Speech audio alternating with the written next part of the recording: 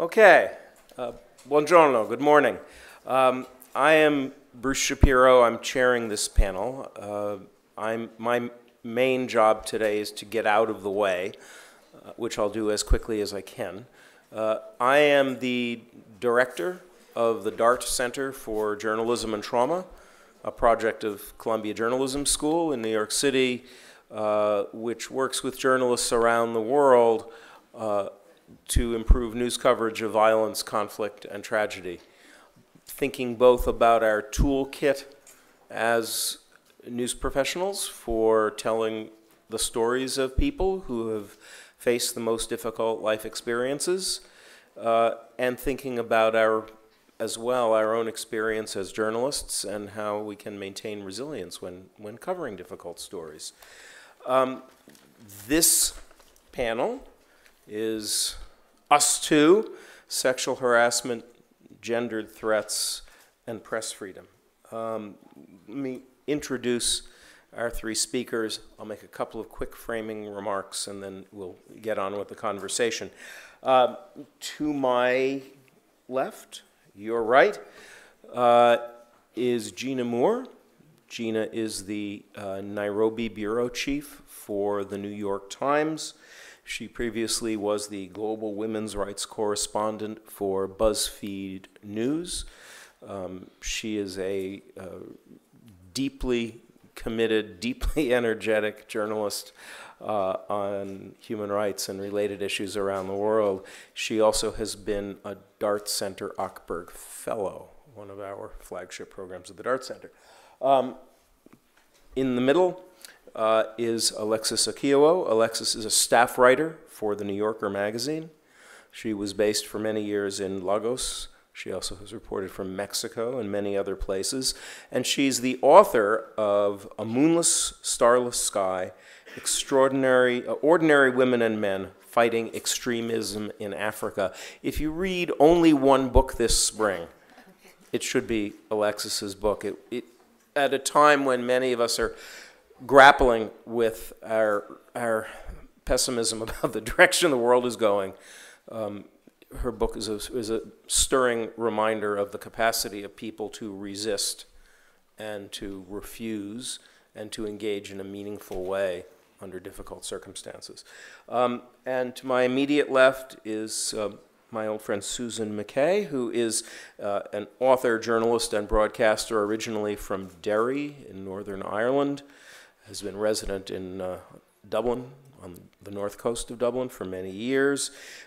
You will find her in the pages and on the web pages of the Irish Times, the Guardian, the London Review of Books, writing about everything from violence against women to the Good Friday process to Brexit. She is the author of pioneering reporting on the impact of violence in her own society and beyond. Her book, Sophia's Story, was a primary text on child abuse in Ireland. Bear in Mind These Dead is a great account of the impact of violence on people on all sides of the Troubles.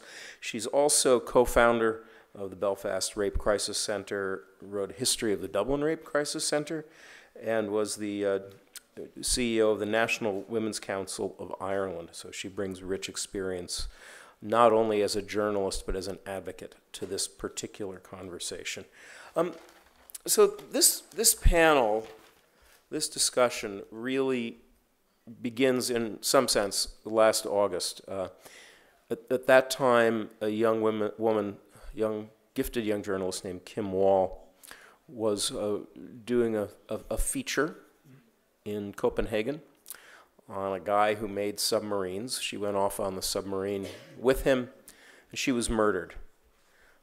Kim had been a graduate of Columbia Journalism School, where I teach, where the DART Center is based. She was a friend of many of us on the faculty, and our own students who were only a couple of years now out from Kim's own graduation were deeply shocked by this, and we started to think about what would be a meaningful way of addressing this horrific attack on a journalist and on a woman journalist for our student body and for the journalism community at large. And we came to the conclusion that simply assembling a group of richly experienced female journalists and asking them to talk about their own experiences of threat and their own best practices in a journalist-to-journalist way on video would be the best way to do it. So we started to kind of work on that. And then this other thing happened, which is that the reporters at the New York Times broke the Harvey Weinstein story, unleashing the global Me Too movement. And what began as a conversation about safety from outside threat to women news professionals swiftly became wrapped up in as well a conversation, and inseparable from a conversation about threat and harassment from within our own profession and the impact of gender violence and gender harassment, sexual harassment within the news profession. It strikes me that this is an extraordinary moment when several different things are going on. That we have a new methodology for reporting on sexual harassment in society at large and penetrating the legal non-disclosure agreements and other processes for impunity that have impeded telling these stories sometimes in the past. We are at the same time in a period of unleashed attacks on the press, both in social media and from the mouths of politicians and in real devastating life, which often are gendered and sexualized in nature when they are directed at women. And we're part of a revolution, really, in the thinking about news safety. Back when the conversation about news safety started, it was focused on how all journalists need to be protected if they're going to go cover conflict, put on a flak jacket, wear a helmet, what are the things you can learn about incoming and outgoing fire, and all of that is very important, first aid and all of that. And yet it occurred to many of us in the wake of Me Too revelations and in the wake of all these events over the last year, that in some sense the conversation about news safety has been exactly reversed. That the most common threat to so many, and particularly to women in our profession, though not only, is sexual harassment. That's the most common threat, and it's often within the profession of journalism itself. We at the Dart Center have been doing a study on the impact of threat and harassment on journalists, and we've discovered that workplace harassment is among the most wounding experiences that a news professional can have. It's singularly evocative of post-traumatic stress disorder and related issues, and is a source of ongoing challenge and distress for many. And this, in turn, makes it a free expression issue. I think we have not really thought about it in that way, but for anyone who cares about press freedom, whether it is harassment within the profession or threats, gendered threats from outside, if women journalists are being silenced, or any journalist is being silenced because of sexuality, we need to see this as a threat to all of us. Hence, #us too. This is a community discussion. I'm going to begin by showing a brief clip, just a minute and a half, from the Dart Center's video, Let's Talk, which is just a conversation about violence and best practices. And then we'll see where we want to take it from there. There's no script. So if our friends in the back there could show the video, this would be great. It's not that women are inviting these attacks. Am I being too sensitive? Am I an easy target? Do you have to hide yourself in order to do your job? I wouldn't be in the situation if I were a man. Is someone trying to push your buttons as a journalist, or is someone trying to harass you as a woman? My boss liked to take me out for drinks or dinner and he would tell me rape stories. He started sort of writing me love letters and calling me at odd hours. He kept getting in touch and I started getting worried, and I told my fixer, I called him and I said, you know, I'm actually kind of freaked out about this guy. He was just leaning in too close. And what right did he have to touch me? Everything unwanted is harassment. It's about boundaries and it's about consent. There's times when you do give up an incredibly critical source because they've been consistently sexualizing you and not listening to the messages. You're clearly articulating that you need them to stop. Every brilliant woman and every brilliant female reporter I know has spent too much of their lives second-guessing their first feeling about whether this is a big deal or not. As soon as the question enters your head, it's a big deal.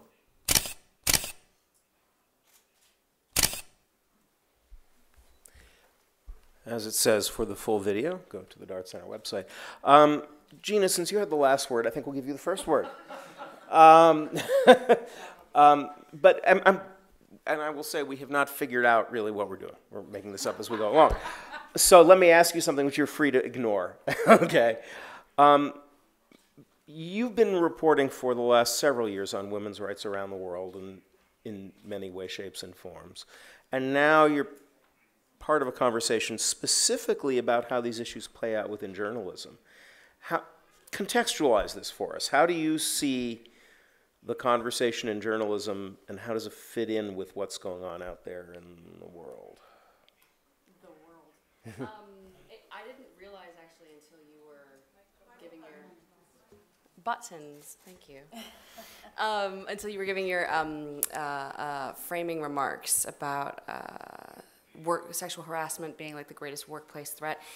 And even when we did the incredibly very long interview, poor Sarah, for that video, my brain is always thinking about these issues in terms of sources and fixers, right? And the visa guy at the border and all the people I have to encounter to do my job. My brain does not go to my workplace, my colleagues, my management structure, and those kinds of things. And I think where I've done a lot of reporting on these things, I've been reporting about women who do encounter these issues in those places, in their workplace management structure, their HR, their day-to-day, and they go to an office, right? So that looks different than me, and the risk scenario is like incredibly fluid in the kind of work that we do. It's been really interesting, so that's just one thing to note. It's also been really interesting to me to see how Kenyan women talk about Western reporting on the Me Too movement. I have a lot of conversation with especially Kenyan female journalists, some of them working inside newsrooms, some of them working as freelancers, some of them ex-inside newsrooms who finally left to become freelancers, and after some time and some trust, it becomes clear that these are part of the reason why they felt driven out of the newsroom. And there's a bit of a, no one would put it quite this way because it's a little too brash and a little too American, but there's a bit of a where's our Me Too here, right?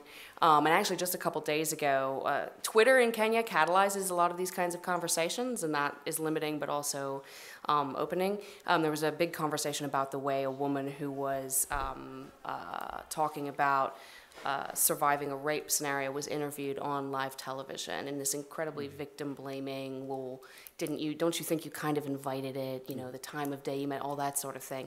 And so that's really catalyzed a conversation that's been interesting to see. But a lot of this like Me Too stuff that we talk about in the States, and I don't know what the conversation is like in Europe, it just doesn't, for the women where I live, it's like, you guys over there, it's another form of privilege. You can have this conversation, we don't have the space to have this conversation, and no one's bothering, and that includes me because that's where I work, to figure out how to help us open the door to have that conversation. And I imagine that's probably replicating in a lot of other places. Yeah. Alexis, you were friends with Kim, and in the longer version of the video, you talk a little bit about the impact of her death on your thinking. Yeah. Would you be comfortable talking about that a little? Yeah, so, I mean, the thing is that, you know, when Kim died, reporting a story that was, you know, as I think I say in the video, something that wasn't even the most dangerous assignment she had ever had. I mean, she had reported in so many interesting places, and this was a story near her hometown. And she was interviewing someone who was well known, you know, someone who had taken out other journalists on trips, and she had no expectation of being harmed or being hurt in any way. And I think that, you know, a lot of the initial response after the murder was, you know, what was she doing? What was this young woman doing with this man in the submarine? As if it was somehow her fault. But the fact is that what she was doing is perfectly normal. If you're a journalist reporting on an interesting person, you're going to want to see how they work. You're going to want to spend time with them. You know, you're going to want to be one-on-one with them without a handler. I mean, that's not how journalists work.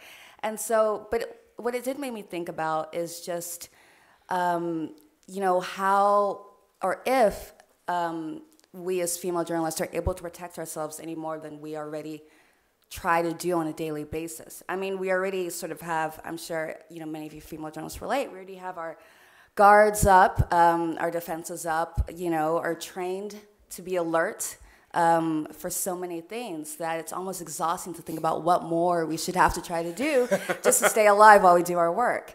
And I think that, you know, there are things that I've been talking about in conversations with other friends. You know, I have a good friend who is also a good friend of Kim's, and she was doing some recent reporting in India, and she was going to this remote village, and she decided to bring along sort of a quasi-fixer, even though she didn't really need it. She speaks the language, you know, she's comfortable traveling on her own, but she just felt like maybe in this case I should bring someone along just to, you know, be extra safe. But I also think that, you know, for example, I took this course called RISK, which is called Reporters Instructed in Saving Colleagues, and sort of a first aid course. And I remember taking at the time, you know, it would be nice if there were some tips about what to do if you find yourself in a situation where you feel sexually threatened, either by a source or by a fixer. You know, and I feel like sometimes some of these sort of lessons aren't automatically thought of as something to be included in a hostile environment training course or a first aid course that encourage freelancers, and that would be nice. But then at the end of the day, I kind of decided that there is only so much we can do, and there is only so much we should have to do to limit our work. At the end of the day, I still have this kind of feeling that I should be able to do nearly everything a male journalist should be able to do, and why should I have to limit the kind of stories I do or where I go just because people say that women shouldn't be doing this. Yeah. Susan, you know, you've been working on these issues both as an activist and as a journalist for a long time. Give us the long view. How are you thinking? I think that what is disturbing about the Me Too movement is that it is already being trivialized.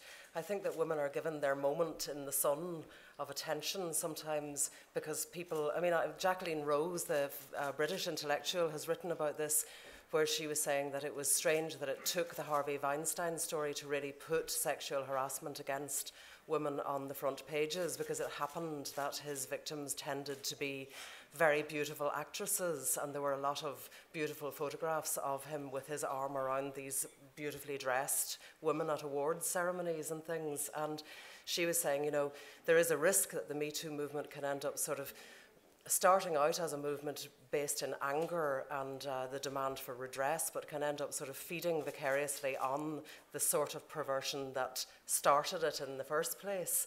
You know, so, and the other thing that I feel about it is that, you know, I often think of a quote from the writer Adrienne Rich, the poet and intellectual Adrienne Rich, where she wrote back in the 1970s about the way in which feminist thought is habitually trivialized, and every feminist movement is treated as if it comes out of nowhere and vanishes into nowhere. So each feminist is regarded as a hysteric who starts making a fuss about very little and has no tradition and has no history and has no substance to what she's talking about, based in either a historical or a contemporary context. And, you know, if you think back to the feminists of the 1970s and 80s, you know, you've got the personal is political, consciousness raising. All of these movements were very similar to Me Too, but they had their moment, and now we're discovering it all over again. So I think it's really important to keep it going, to keep the conversation going, and to insist that this remains on the agenda, and as you've said, that more and more women are given their opportunity to talk about their lived experience, because it is something which is pervasive, and it's tied up with the economics of women in journalism. It's tied up with the fact that female stories don't often even get on the news agenda. You know, when I became the northern editor of a national newspaper in Ireland, all of the reporting from Northern Ireland was about what was called the violence, which meant the political violence, and there was no reporting on violence against women at all, even though that has emerged as being, as in every conflict, quite a significant aspect of the conflict. But this all came very much back into my mind recently when I was one of the many, many journalists covering a rape trial in Belfast, which just ended a couple of weeks ago, in which all of these things came into play, including the role of social media and the Me Too movement. In brief, what happened was that a young woman accused 4 very well-known Irish rugby players of raping her and various other sexual offences.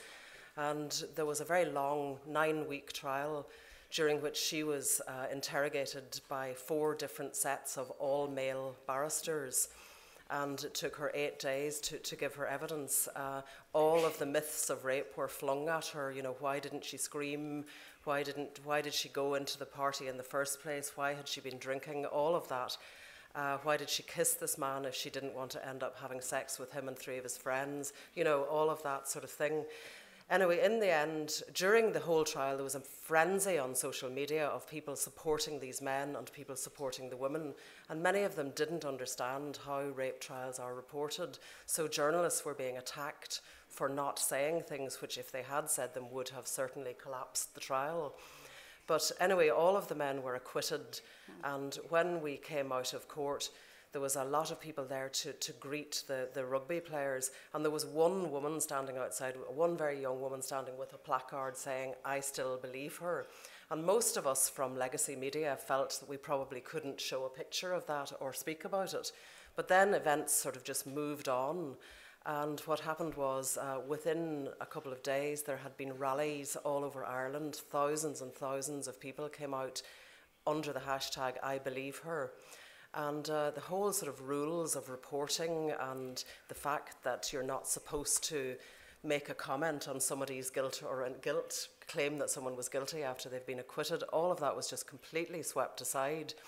Lawyers for one of the rugby players came out and said they were going to sue everybody who was putting defamatory stuff on social media or anywhere. And immediately this hashtag "Sue Me Paddy" was set up because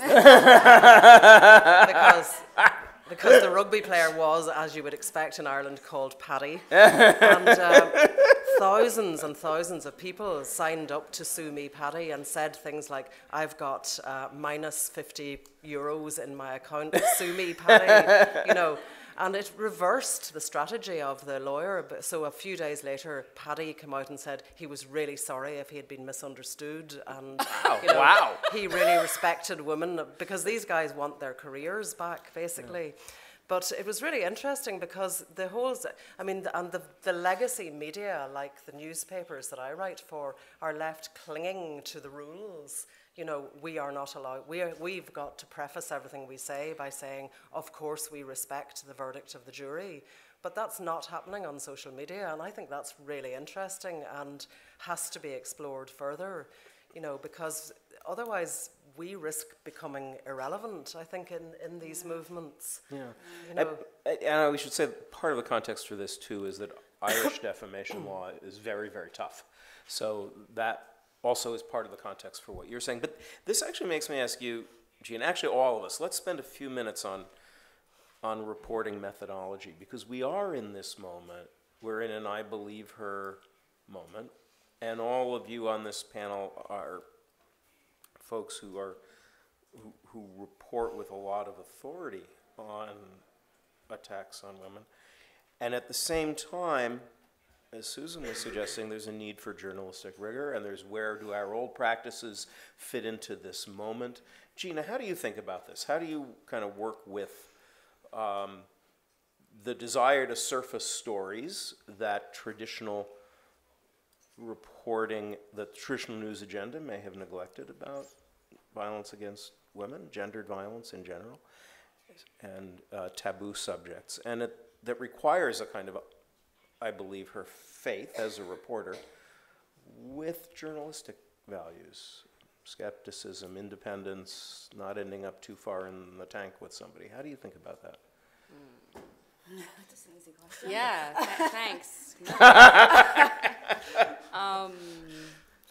I mean, the age-old trust but verify, right, I think that's as important for what was the value of the euro yesterday when I have to make a currency conversion for a financial piece and a story about that has it at its center, or even as part of it, the sexual assault against a woman. I think that what is tricky about that is working with sources in a way that they understand that you're not asking these questions because you don't believe them, and that you're not asking these questions because you're on the side of your prurient reader, but that you're asking these questions because they contribute to the credibility of the story as a whole. And that is going to be important for you as the journalist with the byline, for the outlet that you work for, and ultimately for the woman, usually it's a woman in my case, whose story you're telling.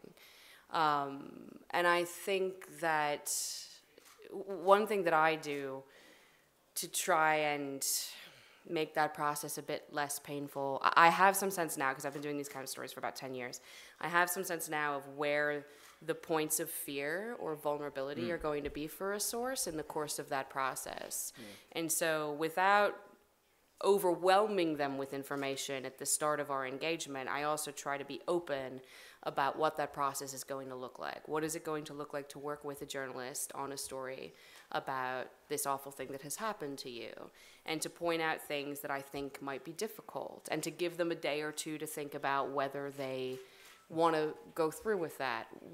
Always a point of difficulty and tension is the need of the journalist to reach out to the accused perpetrator in the case. That's always really, really hard for women to hear. It's going to be part of the process. Sometimes that collapses the engagement, the journalistic engagement. I also try to be very clear about like what fact-checking is going to look like. I work at a newspaper, so that's a little bit different than like what you guys do. But at a magazine, but particularly at the New Yorker, I try to build, I use my fact-checking process also as a way of giving the woman who's going to be in my story some hint of what the hell is going to appear in the paper. I can't show you the piece. I can't let you yank out quotes or facts that you don't like, but I can make sure, first of all, that everything you've told me I've understood correctly, because, I mean, everybody hates when, I hate when you spell my name wrong in the paper, right? But, like, imagine getting the details of your assault wrong in the paper. Like, that is talk about, doing harm to a source. But also, usually by the time, and I'm talking about, like, longer-term feature stories, right? Not, like, quick news stories. But by the time the story's going to come out, you don't remember what you told me, or you don't know, did I say it that way? Is that what I meant? Maybe I feel differently now. This is going to be the public account of the worst thing that's ever happened to you, and I think it's fair to have some idea what that's going to look like when you've put it in someone else's hands. You said you have some sense of what the kind of points of alarm are likely to be. When are they typically in the course of a story like this? What are the points you're especially alert to? So maybe I'll walk you through the process, and that will connect that to the question. So if there's someone who's decided that they want to tell this story, I usually have sort of a pre-conversation about that. Okay, I want to understand why it is that they are comfortable doing that at this time. Not because I'm on their side, quote unquote, right? Or I'm going to write a story that like addresses their need or their agenda, but it's important to me to have a sense of where they are in the process of dealing with what they've been through, and whether they have realistic expectations for what I can or can't do. If someone says, I want to make sure that, we can pass a law that asking women what they were wearing the night they were raped is no longer allowed in a courtroom. So, well, I'm not sure that's what's going to come out of this, right? Just to make sure that we have reasonable expectations about the outcome of the process. It also gives me some sense for how comfortable they are talking about the fact that it happened, and having to talk about what happened, right? So we do a kind of pre-conversation. And then I try to explain what I'm able to share from my perspective working as a journalist of what it's like for women who've worked with me in the past on these stories when these stories come out. I try to give you a heads up so that you know the story's gonna run, but like there will be a lot of attention. A lot of times women think of anonymity as a shield, and that if they can just keep their name out of the paper, then like it will be easier for them.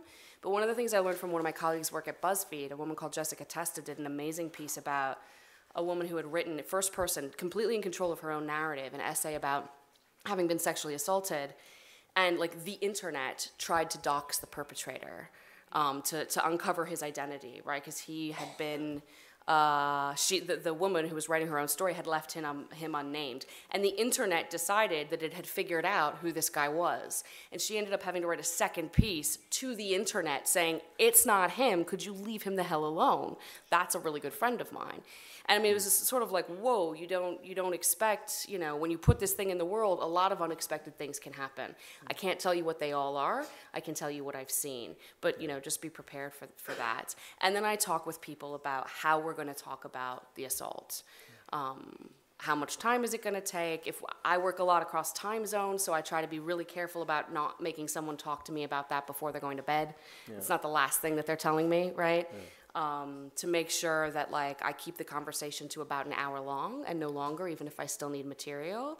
And I set those as sort of preconditions. While we're in the conversation, I might say, we've come up on an hour, and I promised you I wouldn't keep you any longer. Would you prefer to keep going because I still have some questions, or would you prefer to put a pin in it and we'll come back to it later? So that it's always up to them, right? But so that they know that the conversation about the assault is going to be one delimited part of the reporting, and we'll come back to it as we need to for fact-checking purposes or whatever, and that they know in advance that I'm going to have to reach out to the person they're accusing of the crime if that person is still alive. So those tend to be, like, there's a lot of angst around those things, right? About like, oh my God, talking to you about the rape, about the perpetrator, and just the notion of like, having this in the world. There's general anxiety around that, even if it's generally hard for people who've not done that before to articulate what that looks like. Does that help? Yeah. Does that answer your question? Yeah. I mean, Alexis, you focused on reporting on sources who are, I'm thinking here about your book and also other stuff, who are profoundly vulnerable, not only because of the particular stigma that may be attached to sexual violence, but because they are pushing back against organized extremism and other things. How do you think about, since we're just on this methodology question for a few minutes, how do you think about protecting your sources and balancing that with journalistic responsibilities? How, the ethical claims that are in tension in any one of these stories, how do you think about that? Yeah, I mean, so that's a good question, because when I was thinking of one story that I worked on that's in my book, it's about a couple in Uganda who were both forcibly conscripted to be part of the Lord's Resistance Army.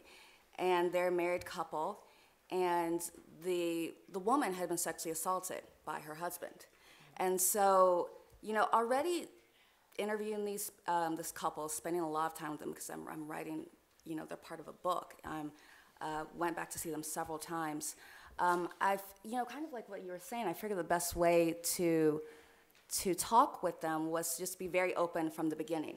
It's to sort of like be in constant consultation about not only what I'm trying to do with their story and how I'm trying to tell it, but like what the process will look like along the way in terms of like, you know, on this trip I'll be here this whole week, and I'd like to talk about your childhood. We're just gonna talk about your childhood this week.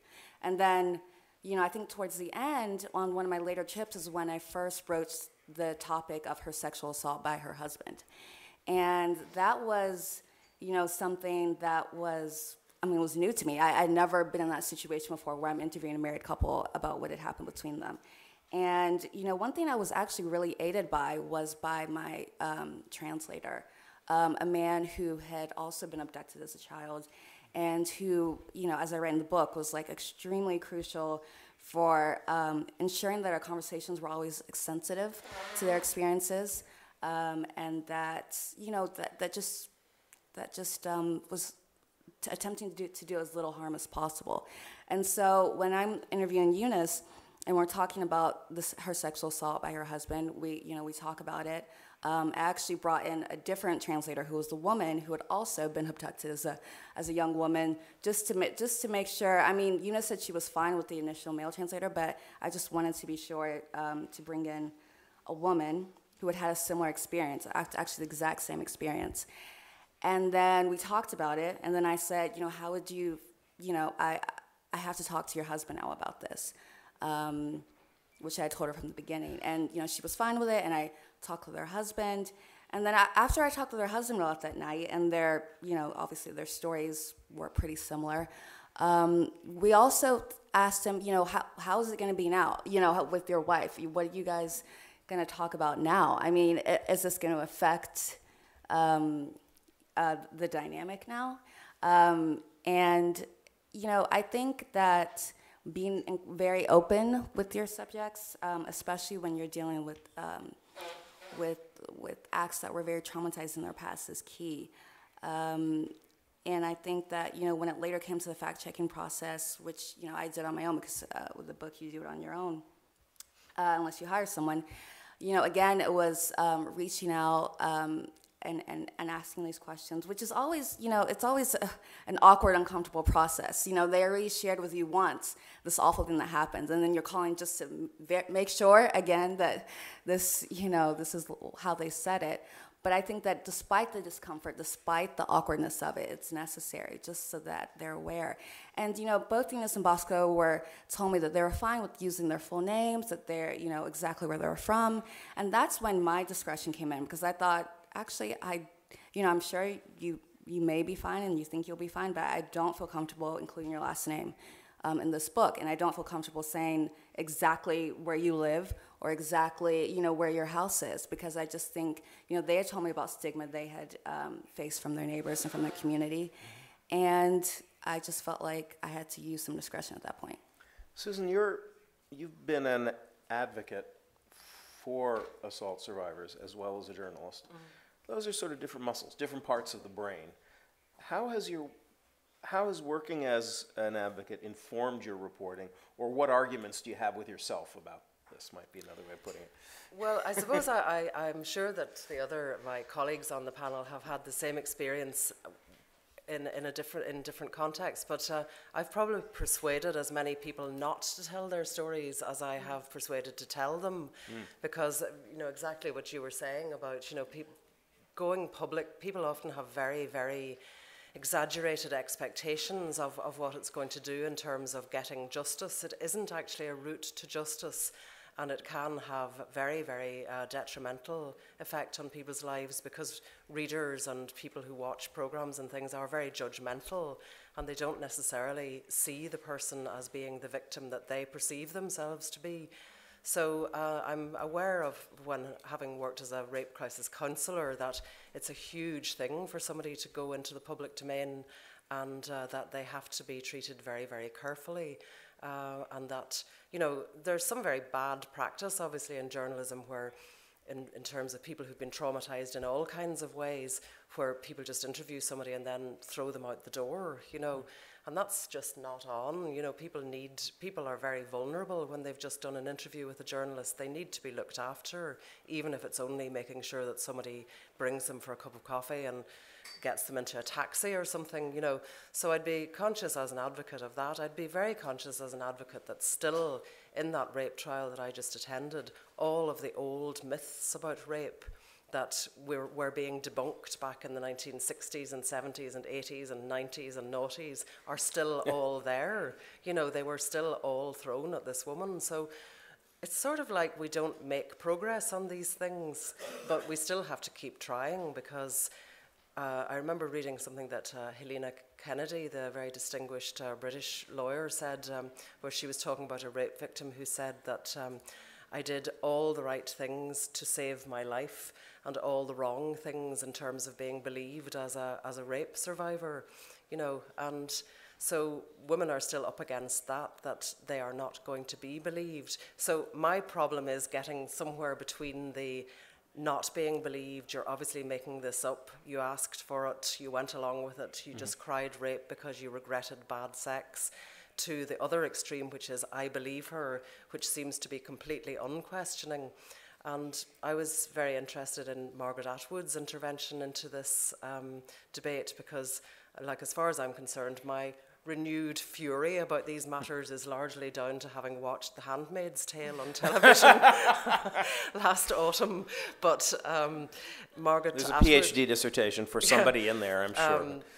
which is a feminist dystopia where women are reduced to being these handmaids who are just used for sex, and every act of sex really in the thing is rape. But Margaret Atwood commented on the Me Too movement that it was like a witch trial, and she was of course jumped upon. And she said, well, it is the same as the Salem witch trials, because if you're going to say that somebody is guilty because they've been accused, then that is actually the definition of a Salem witch trial. So it's finding some sort of middle ground between I believe her indiscriminately and I don't ever believe her, that I think is the constant difficulty in relation to rape and gender-based violence. But there are so many dilemmas for the journalist, I think, as well, in telling these stories.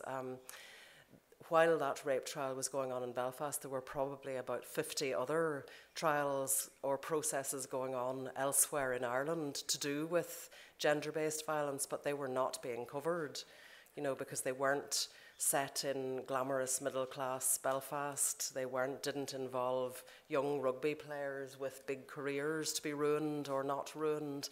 You know, so it's getting attention for the pervasive, constant, ongoing stream of gender-based violence events that are happening all the time. That's one of the big challenges, I think.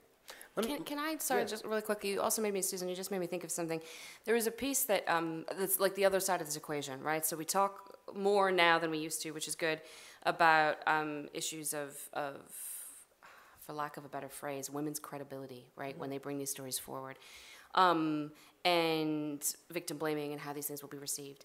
There was a piece on NPR in like 2009 that it was a 4-part series that I think was done in partnership with CPI, but I could be wrong, about campus rape. This was way before there was the wave of reporting that there has been, which is good and necessary, but it really stuck in my mind, I think, because I'd never heard anything like it before. And one of the pieces, I think it was the last of the fourth piece in a 4-part series, was about the assumptions that, like, the people in charge of campus rape investigations make about the men who are accused. And there was some survey data in this, and over and over and over again, there was this idea by the provost or the disciplinary committee or whatever that, like, well, he's such a good guy and he messed up this once. Let's not ruin his life over, you know, one little thing, and he'll learn his lesson. This process has taught him a lesson. And then someone went and correlated the cases they could get data for with, like, serial rapists, and there was a big correlation. So this, and then when the Steubenville case happened in the United States, which is in some ways similar, I feel like, to what you're describing coming out of Ireland, it was the same thing over and over and over again, and the guys were acquitted, and they were acquitted, right? Or they were found guilty, but I can't remember. I remember that my memory was that, that's terrible, isn't it? But my memory of it was that the post-trial media narrative was, but what about these guys? What about the rest of their lives? What about their families?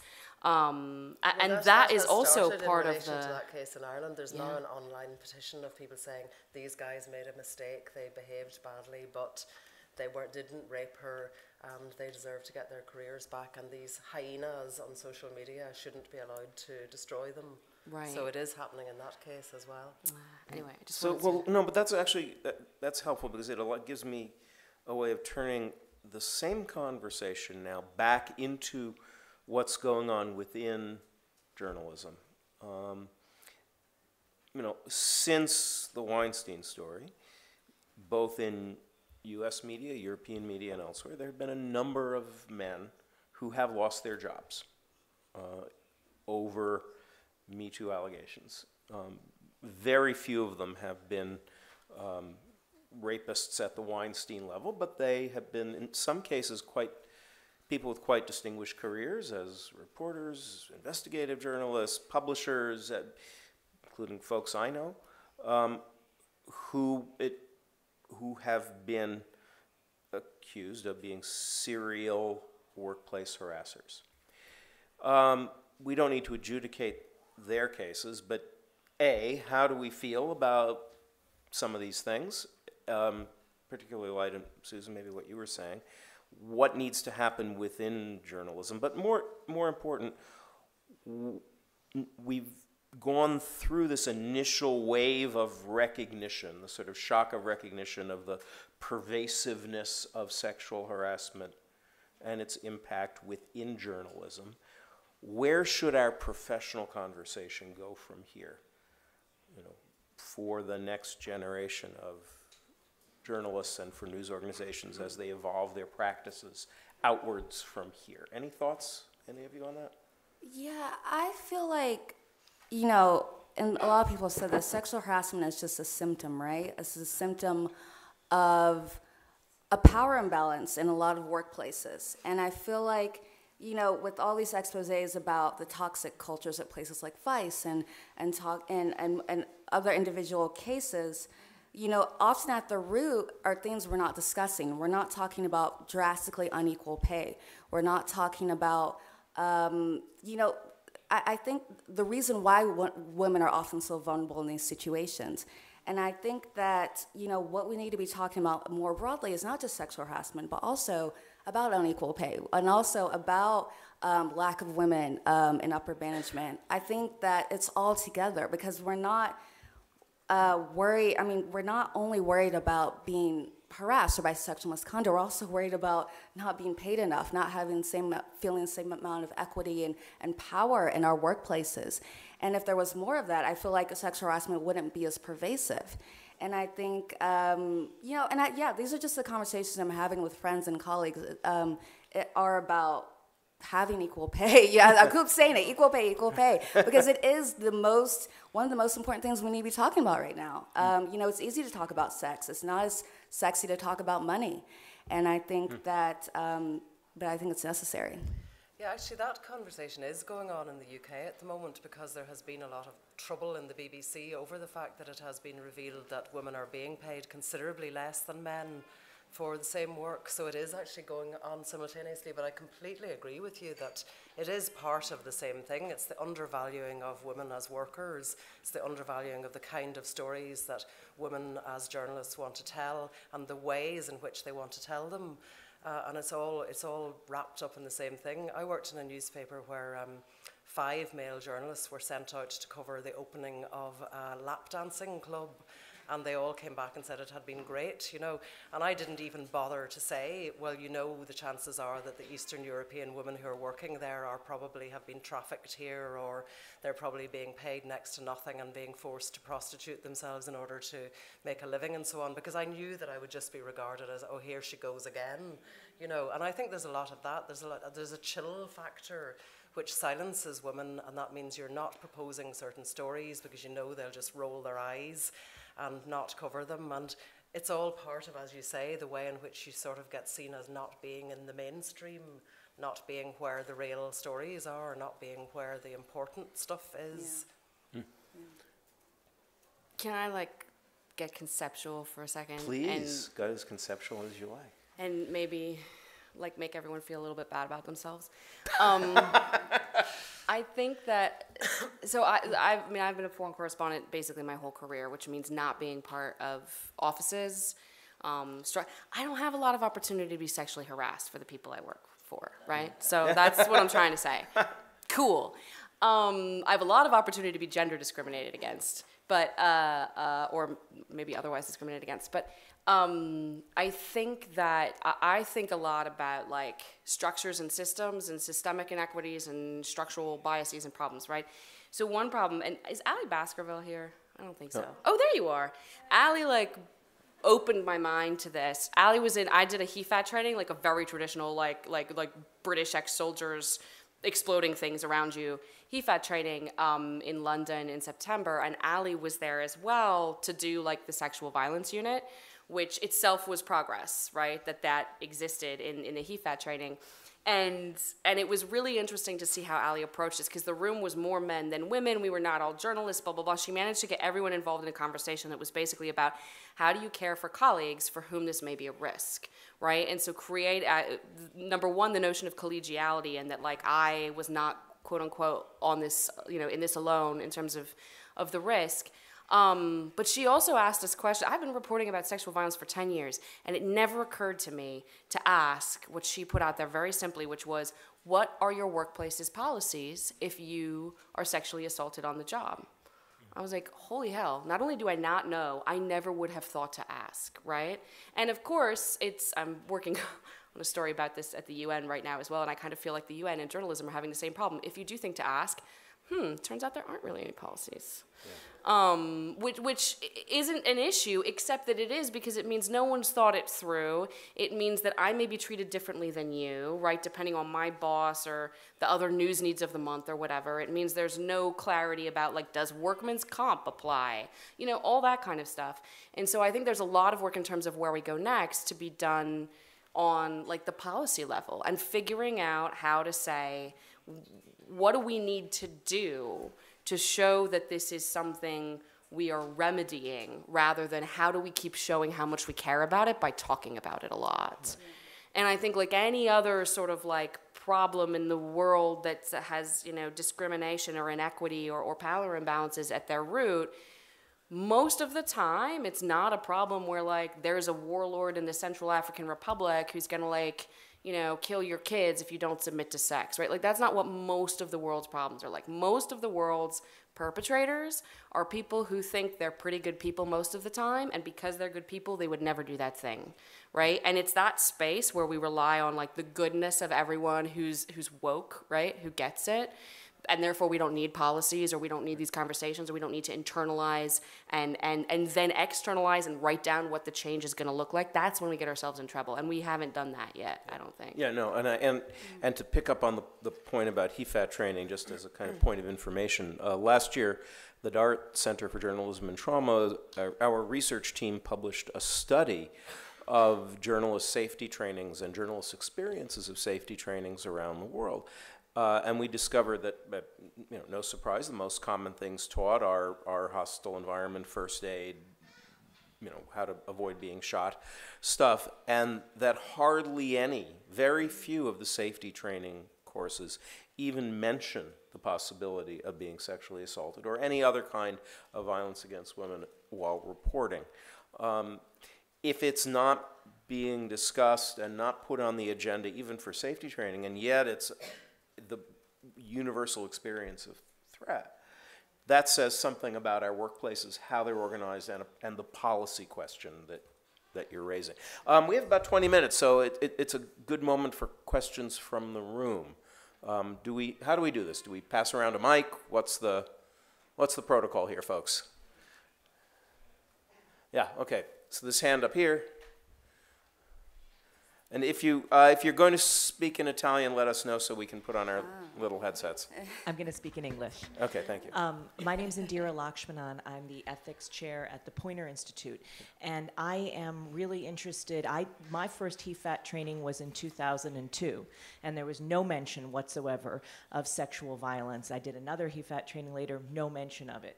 And I am really interested in what we can do in a training space to address sexual harassment, as you say, not only in newsrooms, but also in the field for women, and make it part of the larger picture. I really liked what Alexis said, because I feel that's incredibly true, that this is one part of sexism writ large, and equal pay is part of the problem, and lack of women in upper management is part of the problem. So how would you, on the panel, sort of brainstorm about how to make a training that both addresses sexual harassment and addresses culture change at a higher level for journalists? This is the kind of training we're talking about. Hire Ali Baskerville. She's like literally involved in figuring that out right now. Yeah. Thoughts, folks? Well, I mean, just quickly, I do, I don't know what exactly. Well, I mean, I can imagine something that will help female journalists, especially when they're in the field, learn techniques as far as dealing with relationships with sources or subjects that all of a sudden feel like they go wrong, and sort of how you can deal with that situation.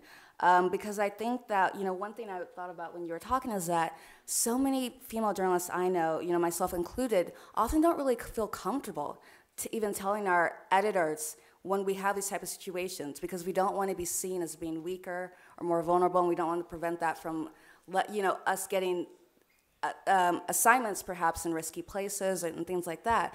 And so, yeah, it needs to be more visible and in a way that we feel more comfortable talking about things that have happened to us. And I think that also includes, having policies at workplaces where it's like, if this does happen to you, this is taken seriously and it's not a point against you.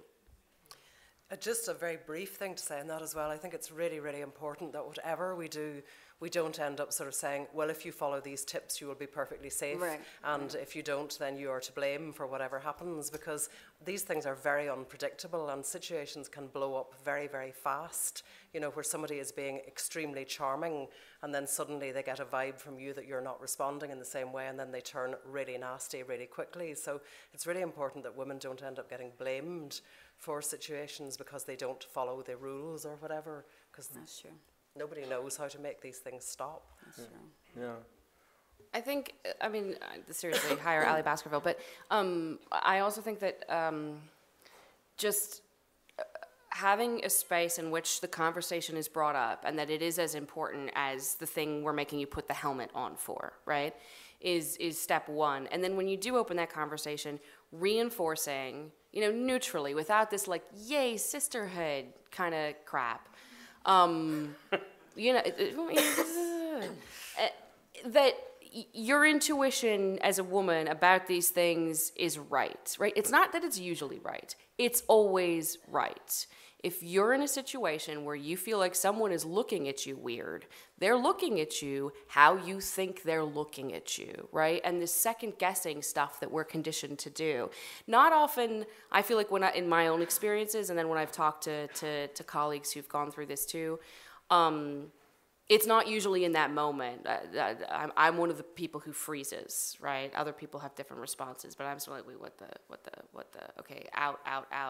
And then later it's, I overreacted. It wasn't really like, no, right? What happened to you, which is not necessarily a thing that you can see or touch or name or repeat because there were no, whatever it was, right? There's no words. It happened, and no one else is going to verify for you that it happened.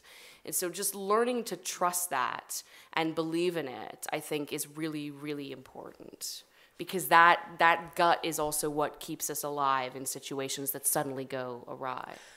Let me add a couple of things on this, because what you're really talking about is a culture change within journalism, and we've actually seen that happen in other ways. So, for example, with the Dart Center, we do a lot with post-traumatic stress disorder within the profession. When we started out doing that, this was not understood, accepted, or embraced by most news organizations. Now it is. So I think there's a few lessons I would draw and apply them to this issue as well. One is about language and definition. What do we mean by safety? And really ask, what does it mean to report in safety? And make sure that we're incorporating the real experiences of threat and risk that the largest number of journalists is facing, including the particular issues that women journalists are facing. But all kinds of safety things that aren't about, are you going to be shot when you go out onto the first day of a battle? Okay, what does safety mean? Secondly, I'm a big fan of well-conducted evidence-based studies to determine the extent of an issue, to define language, but also to create liabilities for publishers. Once a couple of scientific studies on post-traumatic stress disorder and journalists have been done, it becomes much harder for news organizations to ignore that issue. And I think something similar is true about violence gender violence experienced on assignment. If we document this in a serious way, particularly in the US where litigation is the national religion, but in other societies too, there are legal liabilities that companies take on, and suddenly the profession gets very excited about it. And finally, I would say to look at what is happening within journalism schools.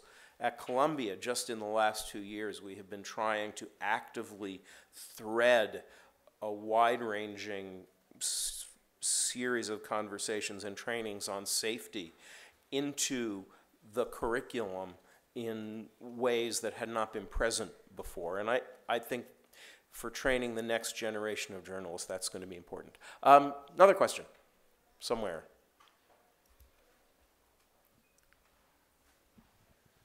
Hi, my name is Anna Miller. I'm a freelance journalist from Switzerland, and I'm very afraid of being alone in rooms with men, and I think it's very, very complicated. Like you said, you never know. Sometimes you know, sometimes you don't. So I was wondering, how did you overcome your fears? How did you do it? And after 10 years, do you have concrete things you can say helped you in this, proceeding your work and being courageous anyway and doing the stuff anyway?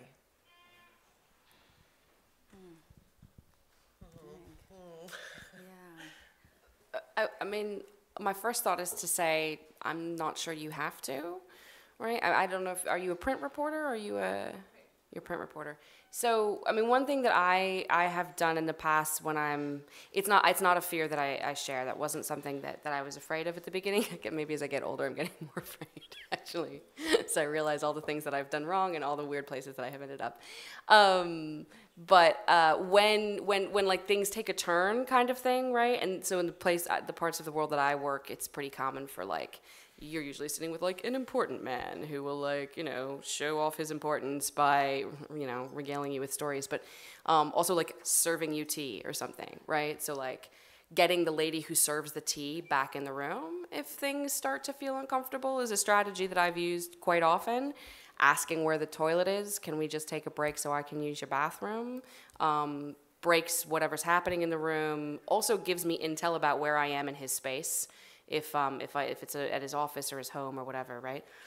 Who's still around? If there were 9 soldiers outside when we got there, but now everyone's asleep. That I get information that way.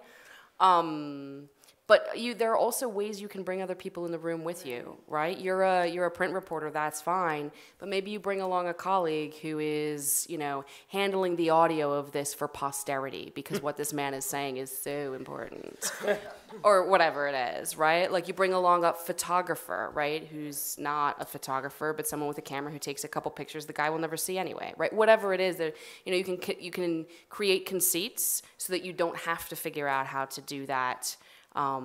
Safely or in a way that makes you comfortable, just to reduce the anxiety in the first place, right? It's one thought. Yeah, I completely agree, especially about you don't have to be alone. As I was talking about my good friend who was also very close with Kim, she does a lot of reporting in India, and she told me she's often not alone anymore. And she'll, bring someone if she's going to a random place that she doesn't feel comfortable, or to a meeting. It's not even necessarily another journalist. Maybe one time she brought this older man who works in her husband's office. Whatever makes her feel okay. I was reporting actually in Alabama recently, and I was going to a Confederate rally where I didn't feel comfortable because, as it turned out, I was the only black person there, and so I arranged to have a colleague. Who works at Alabama paper, I knew he was going, so we arranged to meet up there, and that made me feel more comfortable. I mean, it turned out to be fine, but there's no shame in that. Do what feels right. You don't have to be gallivanting somewhere alone to prove yourself. The important thing is getting the story in the safest way possible, in a way that you feel comfortable. Yeah, and I would say try to engineer situations so that you bring that person to where you work, or you bring it to a place that so there's going to be other people around, or have meetings with people in public places like cafes or whatever. And also, if you feel unsafe, get out of the room, but just leave. True. Because if you've perceived that something is wrong there, he knows it as well. So he's not going to phone your editor and say, "And that young woman was just so unprofessional. She just left."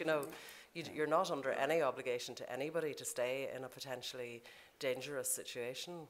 This gives me an opportunity to do two very quick ads. First of all, tomorrow, the Dart Center's other panel here is about interviewing dangerous characters. What time is that at, Gavin? 9:30. 9:30 in the morning. Secondly, Let's Talk, the Dart Center video, which we showed the trailer for, includes 9 women, including these 2, each discussing their best practices, and the site that it's on the Dart Center's site, has the full transcripts of their lengthy interviews in which many very practical tips and best practices are discussed. So I would urge you to look at that. One more question, a quick question and quick answers right behind. Hi.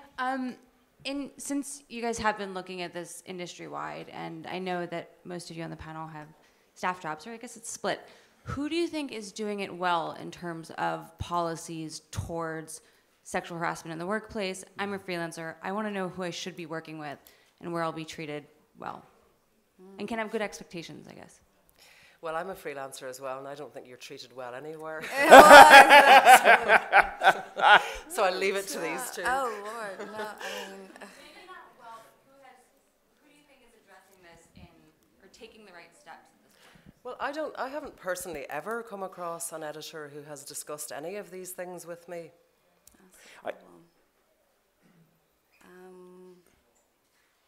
Yeah, I mean, well, yeah, I don't know what I'm trying to say. This is actually a profound place and a good place to end the conversation on, because what it tells you is that there is still a big vacuum. And certainly organizations like the Dart Center, like the Coalition, Culture of Safety Alliance, Frontline Freelance, and others are working to incorporate these issues into what we advocate for in the journalistic workplace. But the gaping silence that you hear on this panel says that there's still a lot of work to be done. It also says one more thing, sorry. Go. What's going on in my head right now is I'm not going to tell you while I sit on this stage, right? So, and what that says is that whisper networks, which are something women have relied on for a long time to keep themselves safe, are still really, really important. Because there are pieces of this conversation that we can have publicly now, which is really good, but there are other pieces that I think we can't, I can't. But I'm happy to talk to you about over a beer. Okay. Thank you, Jina and Alexis and Susan. Thank all of you. Thank you.